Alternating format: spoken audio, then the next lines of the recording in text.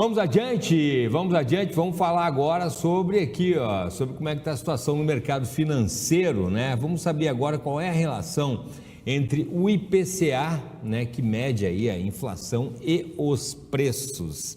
Agora Gustavo Gertz está aqui com a gente. Gustavo, boa tarde, seja muito bem-vindo. Boa tarde a todos. Bom, a gente tem aí uma sopa de letrinhas, na verdade, né? São vários indicadores, são vários índices, mas o IPCA exclusivamente em relação aos preços, né? A inflação anual do Brasil aí será que vai acelerar em função das enchentes também? Isso tudo influencia, né, Gustavo? Tudo impacta. A gente tem várias medidas sendo tomadas que incentivam, quanto mais impressão de dinheiro, mais inflação, né? Então, as projeções indicam que a gente pode ter uma pressão do IPCA, que é o nosso principal indicador aí de referência, né? O IPCA, ele é o medidor de inflação, assim, oficial do governo. Isso. Para a gente ter uma ideia. O IPCA ele é um conjunto de vários dados, né? Dentro dele é uma cesta onde tem as movimentações do preço dos alimentos, do preço de transporte, gasolina, saúde, medicamentos e tudo mais. Então, o todo gera o IPCA, né? E aí a gente tem uma média.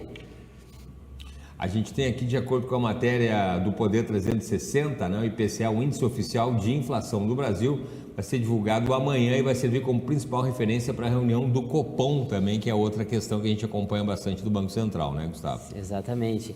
O Banco Central ele tem uma meta, a meta dele é chegar com o IPCA perto dos 3%, e ele utiliza o instrumento para chegar ali a taxa de juros.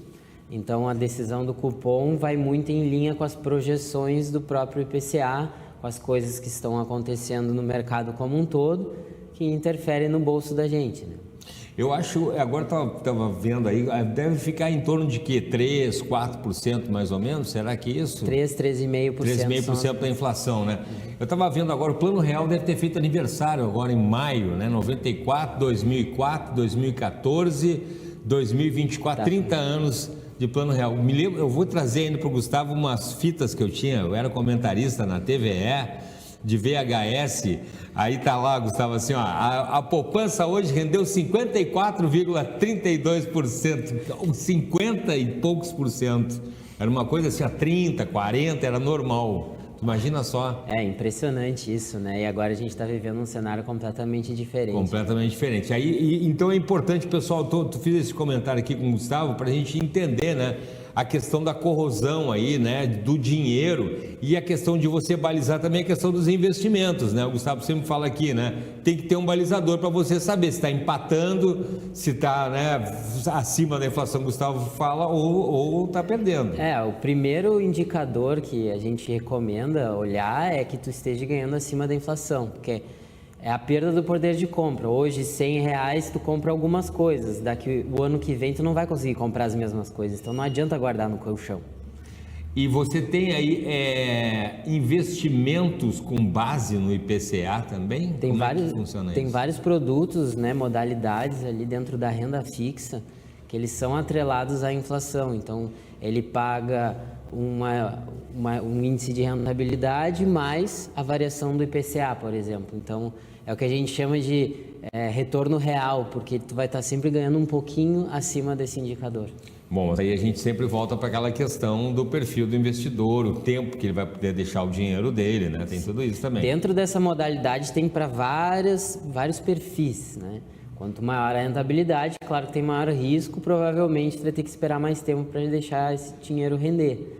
Então, dentro da própria modalidade de IPCA+, que a gente chama, né? Porque é o rendimento mais a variação do IPCA. Sim. Tem para vários tipos de público. Bom, a gente teve a questão das enchentes aqui, o Gustavo começou ali no início do comentário falando que talvez possa ter um impacto, né? Mas a gente tem o Brasil inteiro como um todo, né? Será que vai afetar tanto assim?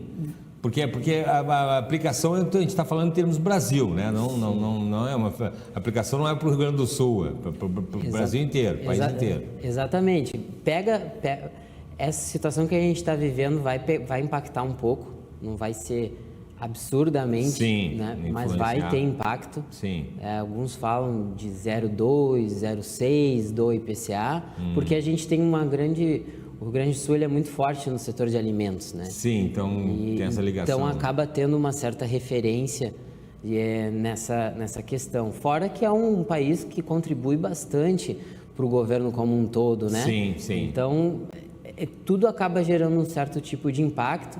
Ainda não se sabe ao certo qual o tamanho desse impacto, Sim. porque as medidas de recuperação ainda estão sendo tomadas, né? Sim.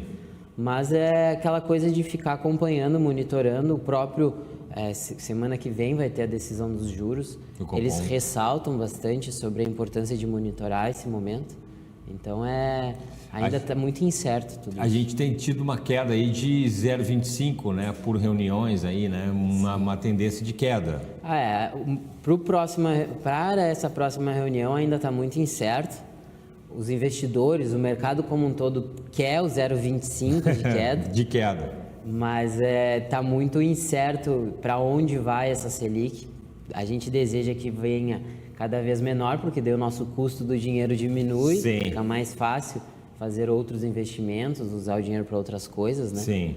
Mas ainda está muito incerto justamente por causa da questão da inflação. Porque se ela subir muito, pode acontecer o que tu acabou de comentar sobre a poupança, que subiu não sei quantos %. Sim. Mas naquela época provavelmente a inflação estava mais alta que a poupança. Mais alta ainda que a poupança. Então ela não protegia tanto o dinheiro.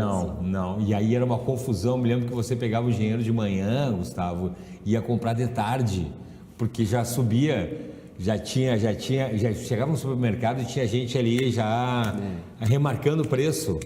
Isso é impressionante. Vai ser impressionante. O investimento que acompanha o IPCA protegeria um pouquinho essa situação, por exemplo.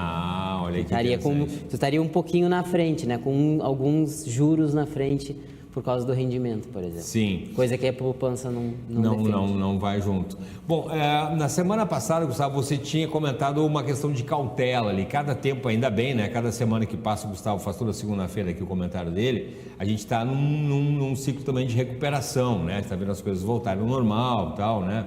Falta ainda, vai faltar muito tempo. Mas, enfim, as empresas estão aí. A gente teve agora a questão do clima também aqui no sul. Você que está nos acompanhando aí, o resto do Brasil, deu uma trégua para a limpeza e as empresas estão retomando suas atividades. Aí, cautela para quem tem, você tinha falado semana passada, de repente o sujeito lá tem ações, vou sair vendendo tudo e tal. Segue ainda a questão da cautela? O mais interessante é monitorar a empresa que tu tem investida para ver como que ela está se adaptando a esse cenário, né? Porque apesar da gente estar vendo um progresso em tudo que está acontecendo, né? Está cada vez voltando às atividades, Sim. As empresas estão assumindo seus protocolos ali, a gente ainda não sabe o tamanho da consequência que essa empresa está vivendo. Sim. Seus funcionários, suas lojas, mercadorias e tudo mais. Então, dependendo da empresa, é bom monitorar um pouco mais de perto. A gente está vivendo um momento que pode se traduzir em uma grande oportunidade, né? Então, vai depender do quanto essa pessoa está disposta a esperar tudo se resolver, porque se resolver, se ficar talvez até melhor do que estava, vai ganhar dinheiro, mas então, ele tem que esperar.